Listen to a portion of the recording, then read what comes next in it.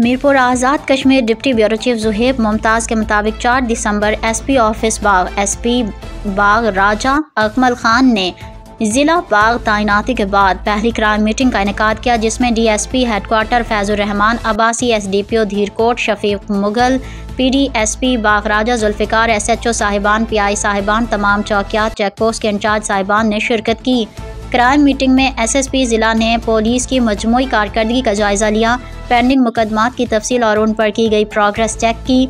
मौजूदा मुल्की सूरत हाल के तनाजुर में पुलिस की जिम्मेदारियों पर मुफस्सिल हिदायत दी और कहा कि कानून के मुताबिक हर एक को मदद दें, कोई ख़ास व आम की तफरीक बाकी ना रखी जाए।